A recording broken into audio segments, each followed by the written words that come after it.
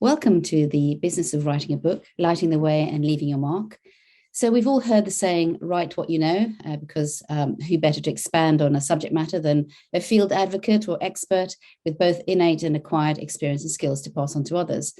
So the business of writing a book, lighting the way and leaving your mark is a LinkedIn Live series where I sit down with creatives, experts and entrepreneurs alike to discover the inspiration behind their decision to write a book and how doing so has helped them leave their mark in their respective fields and lead the way for others from a business and industry perspective. Over the years, I've often been asked as well how animation process works by clients, agencies, students, and friends. So I wrote a book myself called Destination Animation, How Smart Marketeers Convey Their Complex Messages Memorably, to cast light on their question and while at the same time demystifying animation for business.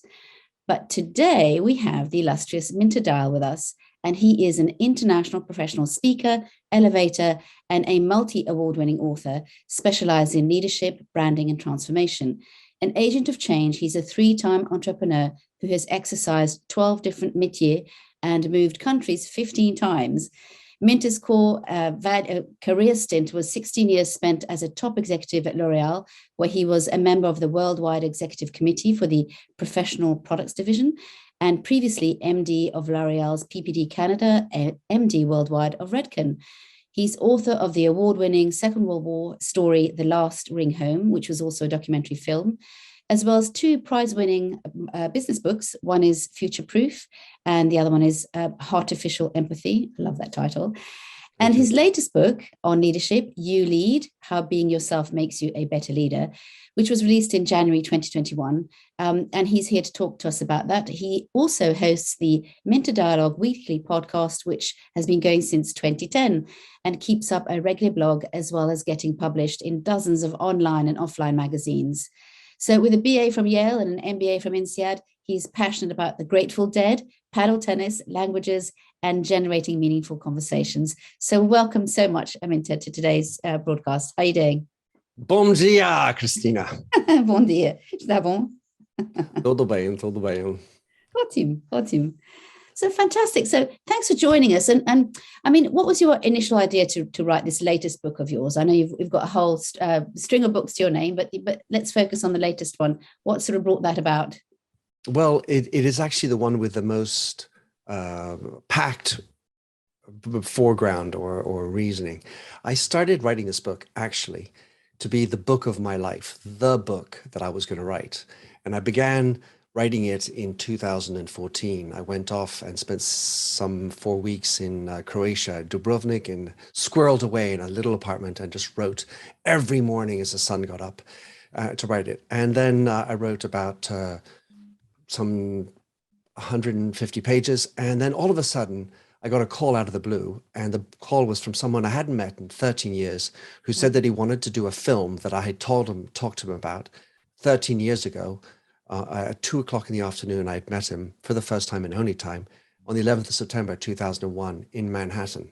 Wow. And he remembered that day, as one does, and that story. And out of the blue, he calls me, says, I want to do a film. So all of a sudden, I had to put the book of my life on hold. Right. And I therefore went in and ended up doing the film and the book that accompanied that. And then once that the dust is settled from that, because there's all the film festivals and all the selling of that book. And then I was like, cool, now it's time to go back to the book of my life. And well, something else happened. I ended up writing an article. A publisher called me, says, that's a really great article. I want to turn that into a book. Anyway, that ended up taking another 24 months out of my life. Co-wrote that with Caleb Storkey, Future-Proof. Now is the time. So I ended up going to Iceland. I spent 6 weeks in Iceland, Reykjavik, and I wrote the rest of the book. And then, what do you know it, I had another thing crop up.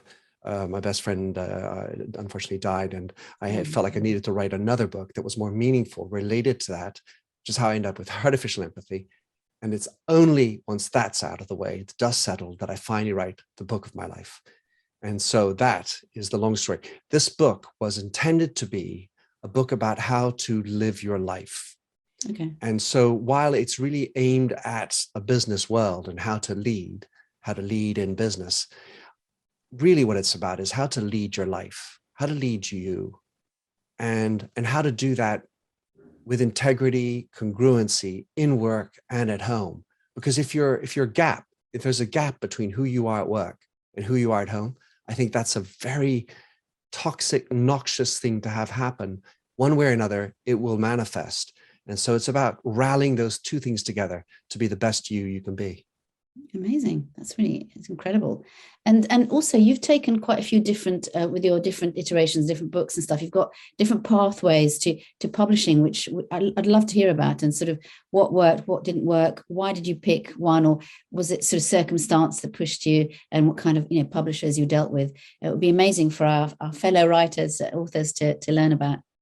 So what I must start with, Christine, I feel, is why write a book in the first place, because that will inform the way you go about what you're going to do next.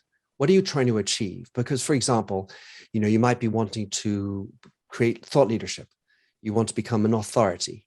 And then the role of the publisher as a guarantor of the quality of your text can help elevate you in status. Oxford University Press, Harvard Business School or Review Press, and those kinds of titles are, oh, well, if they're publishing that, then that must mean that this is something good. So, or you might be saying, well, I just want to get it out. I'm really in a hurry. And so if that's the case, then forget publishers, because you're talking about 18 months, generally speaking, from beginning to end before it comes out. It can be longer as well and more tortuous.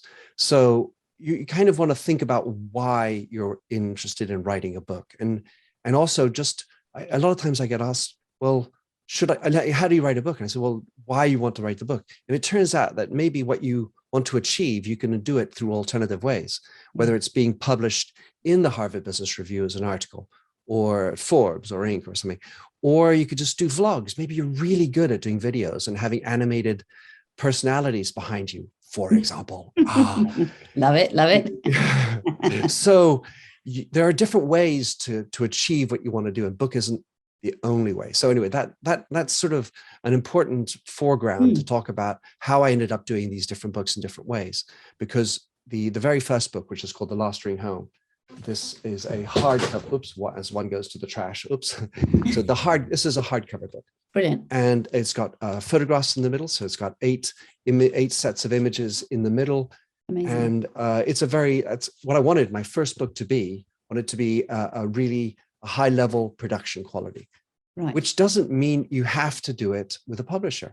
So I ended up I only had 9 months to get it out, to be in time with the release of the film on television on PBS United States.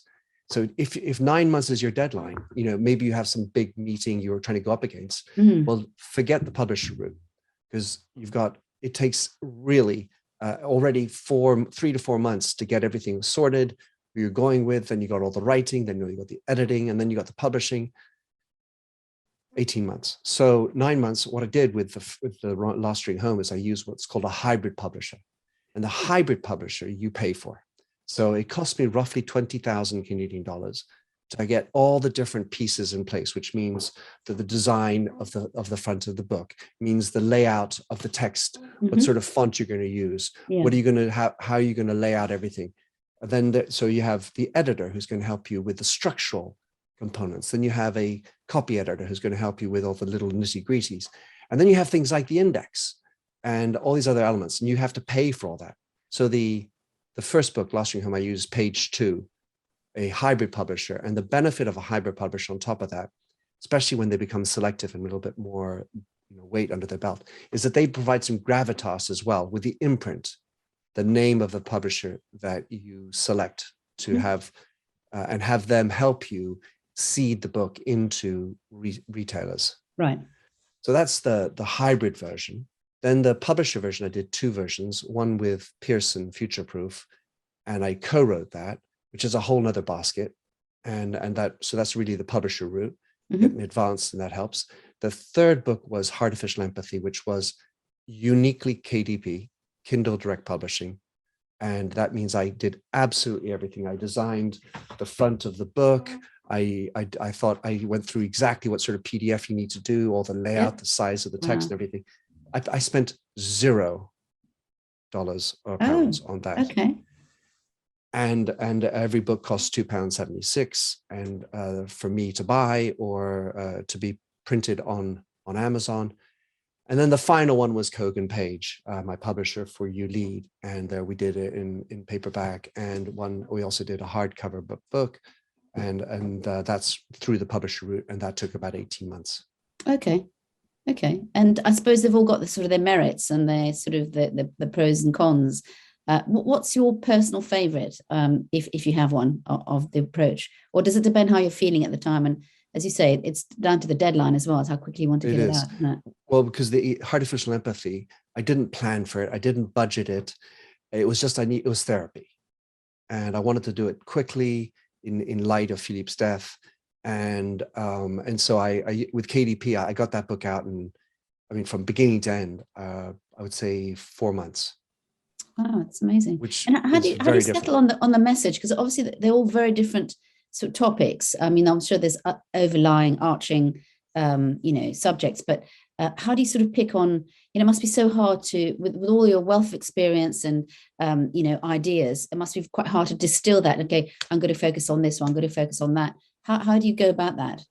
Right. So it's a great question, Christine, because actually, even though each of the books talks about completely different things, really, between artificial intelligence and empathy, or new technologies, World War II, leadership, they're what I've always wanted is each book to contribute to who I am. Okay. So the work I did in advance of this on me was to think what's important in life and what do I want to leave behind as a legacy? Because if there's one thing that a book is, it's some hard evidence of something.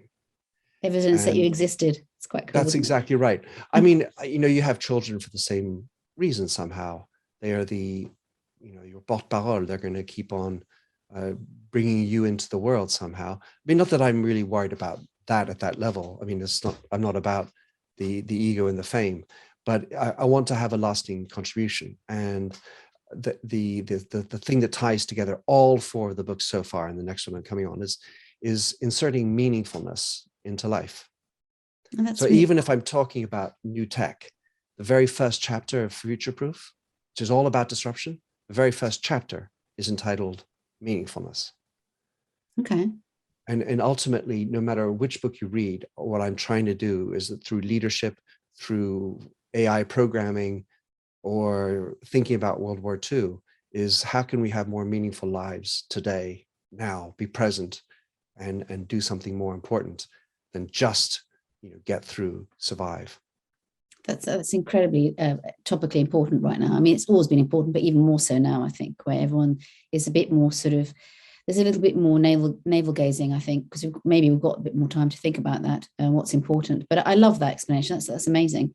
And have you found that sort of writing books has sort of opened up opportunities, business-wise or personal, in a personal capacity? Has it brought you some new adventures? How's that panned out for you? Right. So there are a couple of things. First of all, actually, you need to have a platform before you go into the idea of selling a book. As much as it might be a business card or a way of elevating you as a thought leader in a certain space, reality is you, whether through publisher or not, will be responsible for the vast majority. When I say vast, that number is close to 99% of sales. Right. That's to say, a publisher will take you on board according to your ability to sell. Right. That's interesting. That is their business model. They need to have volume, and the only way they can get, because they're no good at selling. Bottom line is selling is hard. So you need a Right. platform. So it's a little bit the egg and the chicken. Is the book going to give me the platform, or do I have a platform on which I can sell the book?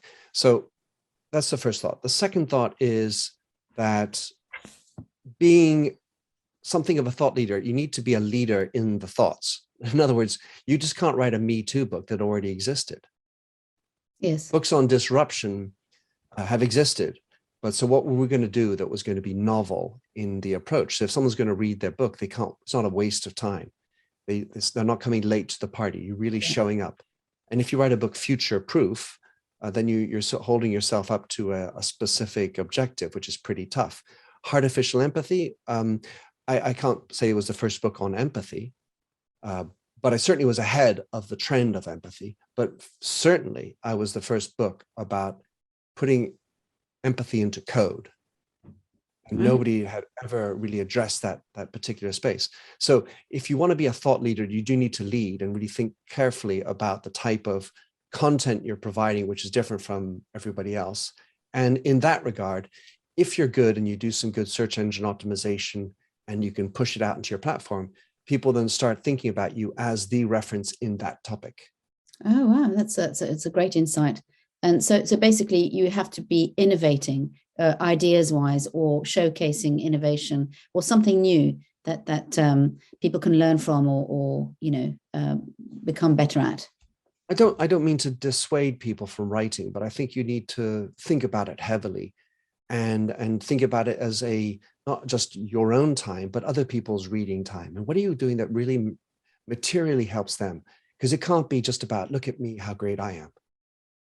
It could be your perspective on something as well, though, can't it? I mean, it could be a perspective on something that already exists, or, just a point of view.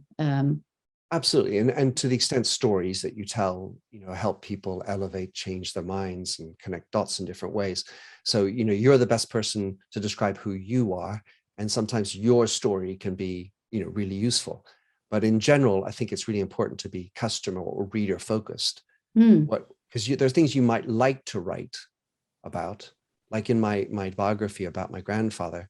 There are many little details that I chose to leave out because, kind of could be fun for some people, like my grandmother and my father, but for the rest, no. So you have to have a strong editing function that really turns it to be useful in whatever you're writing, whether it's a novel, fiction, a nonfiction, or a business book. Think about who the readers are. And to the point of your question before, in each time I really tried to think about who the reader was and what can I do that's going to bring them to change. And I want to just talk about the one book, which is Artificial Empathy, where my objective was to change people's minds about empathy. Okay. And so who was my target? Well, the people who aren't so empathic.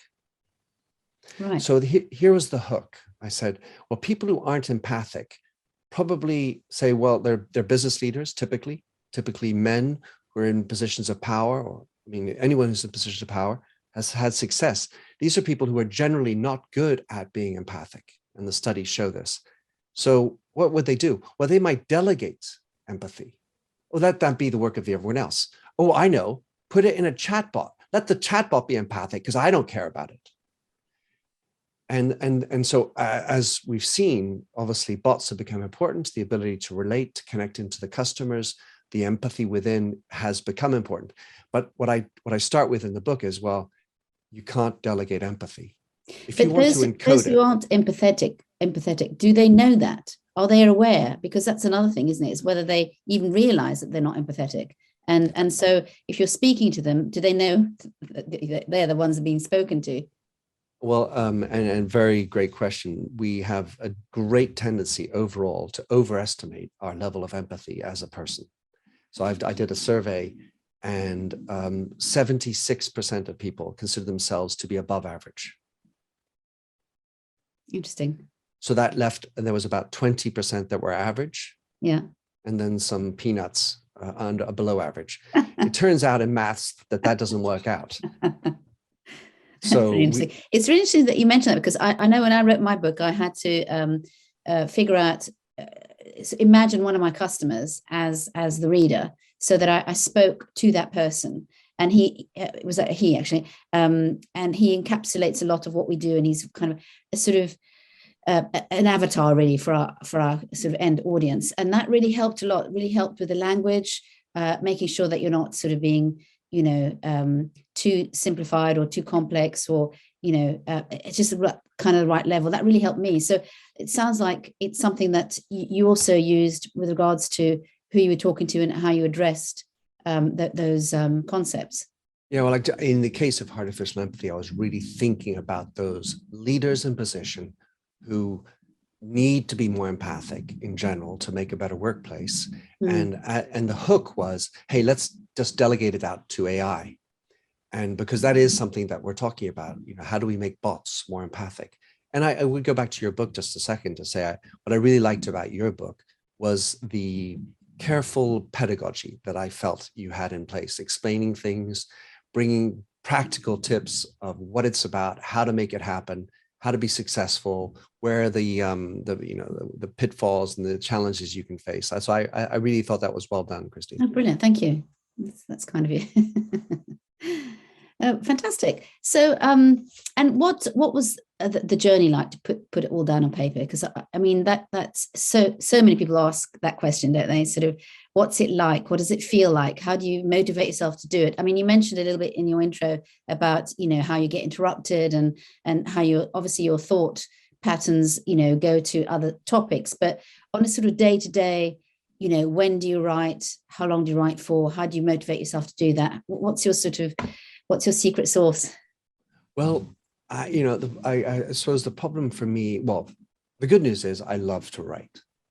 I've been writing, I just studied literature at Yale and trilingual literature. And so I just love this idea of writing, exploring languages, the expression, but I also like video and other media as well. But so that helps. In fact, my feeling is if you want to write a book, you better love the process of writing the book. Because if you're doing it for another reason, that'll show. And by the way, the chances of your book being hugely successful and making $1 million are so small that you just need to want to enjoy spending all those hours. Then there's two things. One is publisher or non-publisher. The thing about publisher is that you have someone to whom you're accountable in the form of the editor. I'm going to get you the first chapter on Monday, the 16th, second chapter on, and you create a timeline and you need to push towards that. When you're self-publishing, it's, wow, today I want to go for a run, there's nobody really other than you. Play tennis like you did today. Exactly. Or both, of course. So that does inform the way you will go about the writing. For me, here's a process. I like to get a structure, a general structure, but I also like to let it then go. Because as you write, characters, if you write fiction, start taking on a mind of their own. And the story wobbles down little forks as you go down. And I love that process as you explore, I didn't expect to go here, but now that I'm here, what am I going to do about it? Amazing. So I think it's important to have a structure. If you go with a publisher, of course, you have to do a proposal. And a proposal will require, amongst the 15 pages that you have to submit, a very detailed structure, which goes down, which can include a chapter of writing, plus the detail of the subtitles within each chapter and each subheadings and so on and so forth. So I think that's a very useful type of process because it allows them to understand where you're coming from. It allows them to give you a little bit of to and fro within that process before you get tackled it. And finally, my writing, I love being up with the birds, chirping, hearing the first airplane fly over at 4:30, and then no sounds, I, by the way, never have notifications on. Right. In general, I think it's a misery the way people become, I would say, prisoners of or victims of notifications. So in general, eliminate all notifications. There are ways you can have the important notifications come through of the important people, but strictly important anyway, all the time like that. For writing, even more important.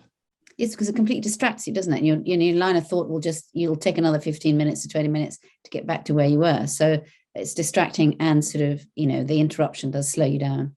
100%. That's a great tip. The morning is my zone. And what I end up doing actually, so I block out time. So I block out, by the way, time for sports. I'm very intentional about how I want to spend my time. Because if I want to be healthy, I want to include physical activity as part of my regime.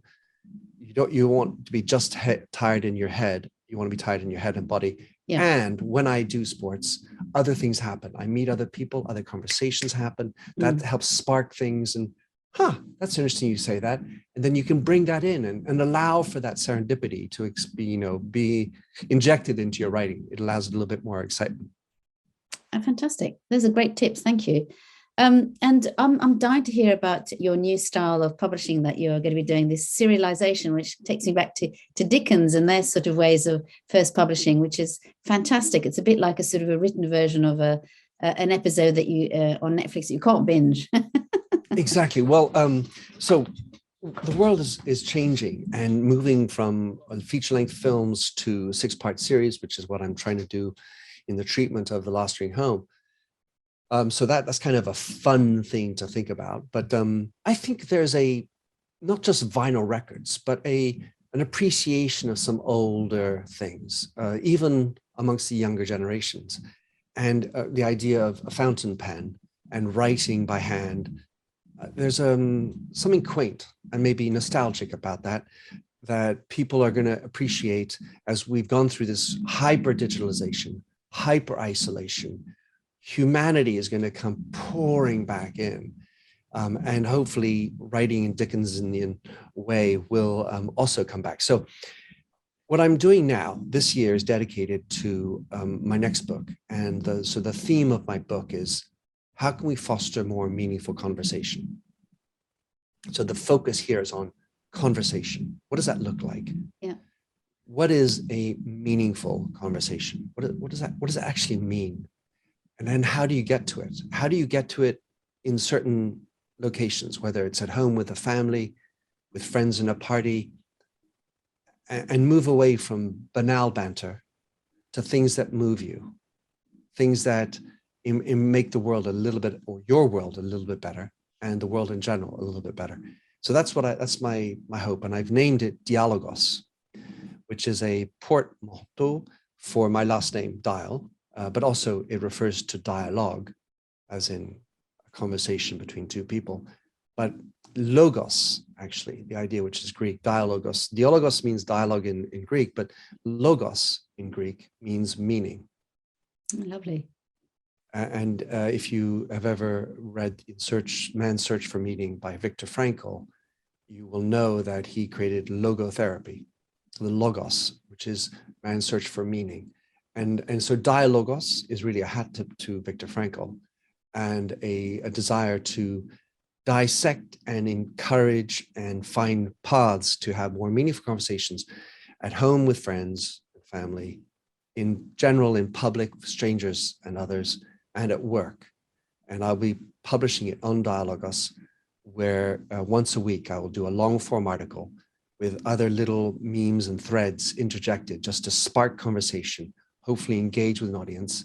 And the interesting thing is it's a great platform for doing that. And if anybody, for God's sake, appreciates my writing, then they have voluntary ability to pay for this. And they can contribute to the writing of the book. And then, of course, if you pay, you also get some of the benefits and exclusivities. But in general, it's free. And hopefully people will engage with me and help improve my writing understanding and contribute and collaborate, so we can actually have a conversation about a conversation. Very meta along the way. Meta, that's very apropos. That's amazing. That is, I totally welcome that. I think meaningful conversations are something which should be cherished, and in this sort of very digitized world where everything's kind of very veneer level, very surface, having something a bit deeper and really more about, the meaning of life, why we're here, things that are important to us, etc., I think is fantastic. And I love that you're going to be showcasing that not only sort of for families and friends, but for business, and how to develop meaningful conversations in business. I think is fantastic. And I can't wait for that. How do people sign up to your Dialogos? So Substack is a platform where you have to subscribe to read it, but it's very, very user-friendly. My particular Substack, it's called minter.com. Sorry, excuse me, minter.substack.com. So minter.substack.com. And I must encourage people to go on Substack because it really attracts people who are good writers. So if you're a writer and you're thinking about a topic, go and check it out. And you'll see that there are lots of really stimulating conversations about all sorts of topics, which are, it's a platform that people don't get booted off on. So there's no real cancellation going on there. It allows people to therefore explore topics and conversations which are off the beaten path as well. Because I think in today's world, we also need to be able to have the harder conversations. And I welcome anybody who has differing opinions, and that's what we need to have. We need to be able to foster civil debate and agree to disagree, and understand and learn from one another, because our differing opinions helps us learn. So that's what I'm really hoping to do. I agree. It gives for robust discussions, and discussions shouldn't always be people agreeing with each other, but showing different points of view, and and actively disagreeing, and that's great. It's I think you and I both had sort of overseas upbringings, and I think in sort of Latin countries particularly, that's very much part of everyday life. Everyone kind of disagrees with each other, but that's how you come up with different ideas, and it's not a negative, it's a positive, having discussions and having quite animated discussions. So that's fantastic. I mean, I can't wait to participate and read your episodes, or what are you going to call it? Is it chapters, or? Well, they're just articles that I'll publish, but I've got a structure, by the way. I've already created my structure, if you will, the editorial line for the year. And here, my last point, Christine, would say anybody who's interested in diversity needs to get into this piece, because it's about diversity of opinions, diversity of perspectives, not just diversity of visible differences. Because we all have different things. We bring different baggage, and we need to be able to out these things without fear of being reprimanded right away. And we learn together where we can go, where we can't go. But that's my hope anyway, Christine. That's amazing. That's really cool. Well, thank you so much for all the insights. And as sort of, are there, well, two things. First of all, I'm going to ask you to let people know how they can get hold of you, apart from the email that you sent, the URL that you sent. But also, if there are any sort of last tips or encouragements or anything around writing that you can give to our members and viewers and stuff, that as a sort of leave behind. Yeah, so writing is a skill. You may not think you know how to write, but you need to get over that. You can practice it. There are different ways to do it, and test yourself out. So if you don't feel, oh, I can't do that, I don't know how to write. Well, first of all, you can do different ways of publishing in media, whether you might be able to good photography and then do good links on that and so on. So don't be disheartened if you don't know how to write. You can still achieve what you're trying to do, perhaps through other means. But writing is something you just practice. And so there are different ways you can practice, and maybe start with a blog and learn how to hit that publish button and see what happens. The worst thing that's going to happen probably is 0 people read it. But at least you've gone into the exercise of writing as you get into longer form. And certainly for the people who are embarking on a book, and if you're level set in a book and you want to do a publisher, think very carefully about the publisher you want to target. Don't write before you approach the publishers, because they usually like to see a structure and want to input their opinion on your script. So if you go with a finished script to the publisher, they're oftentimes a little bit recalcitrant, because they're like, well, she's not going to like that because I had to change a lot. And that's a little bit of a hard thing to have to swallow. So that, and then enjoy the process of writing. If you want to write a book, just lean into that feeling of writing and accomplishment, and enjoy that, because ultimately maybe you sell 0, but you enjoyed the road along. And the research you do, the people you meet along the way in the writing, that's part of the process. The whole exercise around it. Absolutely. That's fantastic. And what's the best way for people to communicate with you if they want to get hold of you?